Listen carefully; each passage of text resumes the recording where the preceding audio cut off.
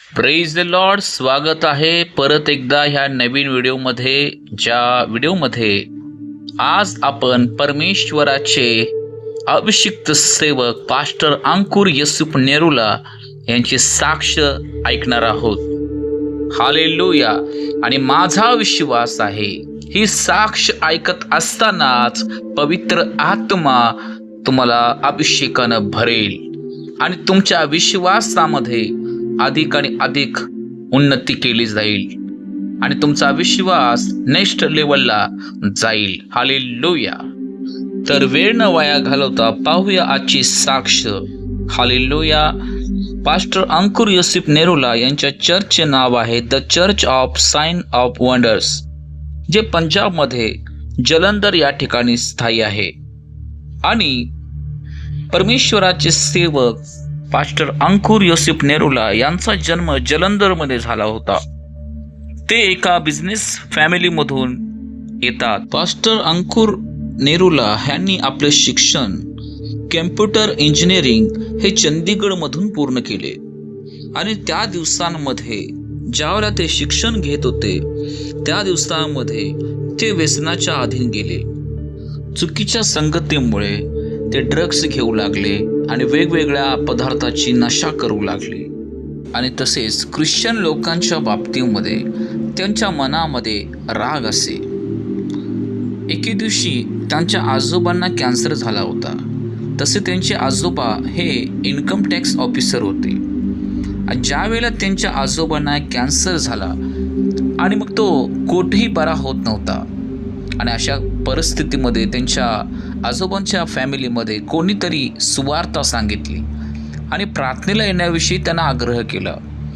ज्या वेळेला त्यांचा परिवार चर्चमध्ये जाऊ लागला त्यावेळेला पास्टर अंकुर युसूफ नेरुला यांनी त्यांना विरोध केला. कारण ते असे म्हणत होते की ख्रिश्चन लोक बरोबर नाहीत, ते धर्म बदलतात, पैसे देऊन धर्म बदलतात. तसे पाहायला गेले तर त्यांना प्रभू येशू ख्रिस्ताविषयी काहीच माहिती नसताना देखील त्यांच्या मनामध्ये प्रभू येशू ख्रिस्ताविषयी तिरस्कार होता. ते ख्रिस्ती परिवारांना किंवा ख्रिस्ती जो कोणी त्यांना दिसेल त्यांना शिवीगाळ करायचे. आणि त्या दिवसांमध्ये त्यांना एका पिसाळलेल्या कुत्र्याने चावले. आणि ज्या वेळेला त्या कुत्र्याने त्याला चावले तेव्हा त्यांनी इतर काही दवाखान्यामध्ये ट्रीटमेंट घेतली, औषध घेतले, डॉक्टरांना दाखवले, वेगवेगळ्या दवाखान्यामध्ये दाखवले. पण जे पिसाळलेल्या कुत्र्याचे जे काही अटॅक्स त्यांना यायचे त्यामुळे त्यांचे मानसिक संतुलन बिघडले. इतके बिघडले की त्यांना काही सुचेना. ते इतके त्रस्त झाले होते, ते शारीरिकदृष्ट्या आणि मानसिकदृष्ट्या इतके त्रस्त झाले होते की शेवटी आत्महत्याचे विचार त्यांच्या मनामध्ये येऊ लागले. कारण कोणत्याही दवाखान्यामध्ये त्यांचे निदान होईना, कोणत्या औषधाचा उपयोग त्यांना होईना. ते म्हणतात की देवाने माझा सर्व गर्व काढून टाकला. कारण प्रत्येकाविषयी जे काही मी वाईट बोलायचो किंवा मी जो काही विरोध करायचो ते सगळं आता माझ्यामधून संपले होते. ते असे म्हणतात की त्या परिस्थितीमध्ये ते आणखीन जास्त नशा करू लागले. कारण कोणीकडून तरी त्यांना शांती पाहिजे होती. जे त्यांच्यावर अटॅक्स होत होते त्याच्यामधून त्यांना शांती पाहिजे होती. आणि मग ते जास्त नशा करू लागले व आत्महत्याविषयी प्लॅन देखील ते करू लागले. ते इतके नशा करायचे की त्यांना त्याच्यामधून काही समजायचे नाही. त्यांना असं वाटायचं की नशा जर मी केली तर हे माझ्यावरले अटॅक्स तर बंद होतील, पण तसं काही होत नसे. आणि अशा परिस्थितीमध्ये एका हिंदू परिवाराने जो नुकताच प्रभू येशू ख्रिस्ताकडे वळला होता त्यांनी त्यांच्यासाठी प्रार्थना केली. प्रथम म्हणजे त्याने त्यांची विचारपूस केली आणि त्यानंतर त्याने आपली सगळी परिस्थिती त्यांना सांगितल्यानंतर ते म्हणाले की आज तू आमच्या घरी ये आणि आज आम्ही तुझ्यासाठी प्रार्थना करतो. पास्टर अंकुर हे नशा करूनच त्यांच्या घरी गेले आणि घरी गेल्यानंतर त्या परिवाराने त्यांच्यासाठी प्रार्थना केली. ज्या वेळेला त्यांच्यासाठी प्रार्थना करण्यात आली त्याला पास्टर म्हणतात की मला एक मोठा करंट लागल्यासारखे झाले. आणि ज्या वेळेला मला तो अनुभव आला त्याला मला समजलं की इथं काहीतरी आहे. प्रियांनो, प्रभू येशू ख्रिस्त काहीतरी नाही, प्रभू येशू ख्रिस्त जिवंत परमेश्वर आहे आणि त्यांना अशक्य गोष्ट अशी कोणती नव्हती आणि आज देखील नाही.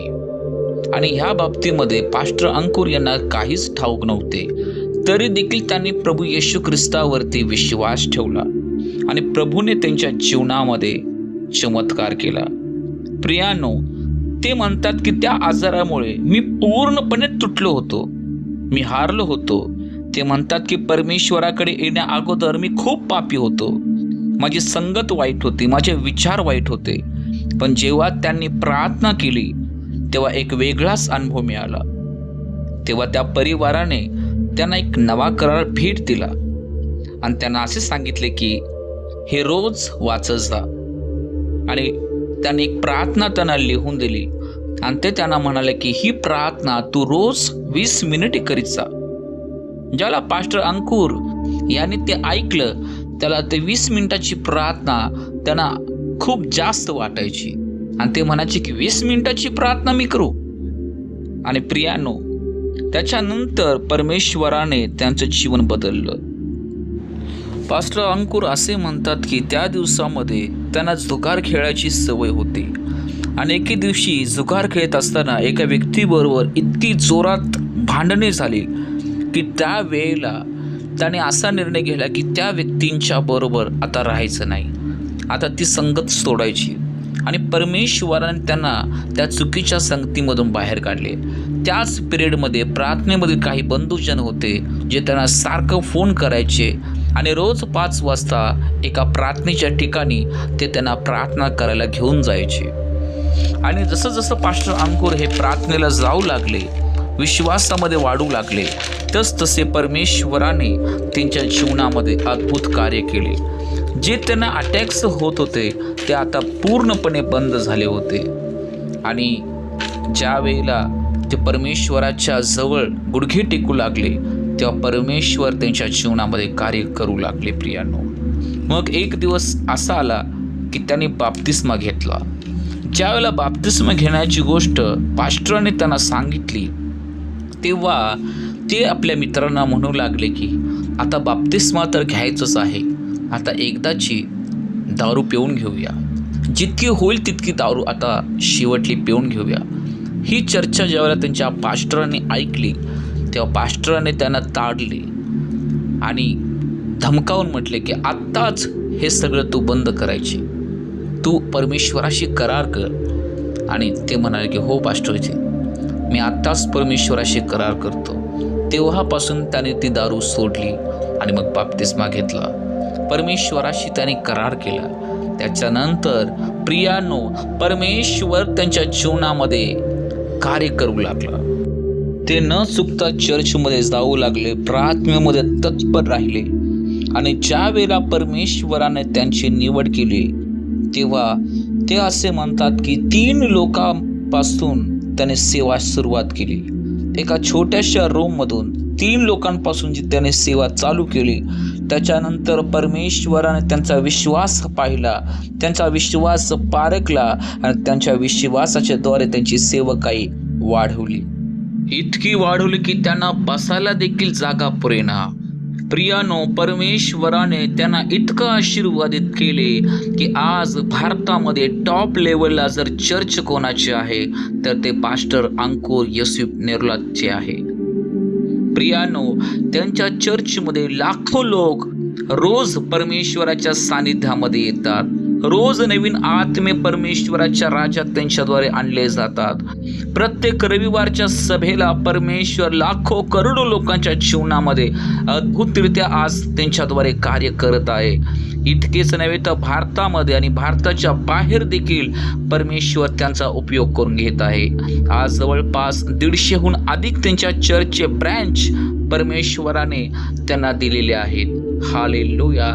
हजारो पास्टर्स त्यांनी तयार केले आणि आणखीन मंडळ्या त्यांनी तयार केल्या आणि आज परमेश्वराची सेवा ते विश्वासाने आणि इमानदारीने पंजाब या ठिकाणी करत आहेत. हालेलुया. परमेश्वर खरंच चांगला आहे. प्रियानो, शास्त्र म्हणते जर तू थोडक्या गोष्टीविषयी विश्वासू राहिलास तर मी तुझी नेमणूक मोठ्यावरती करील.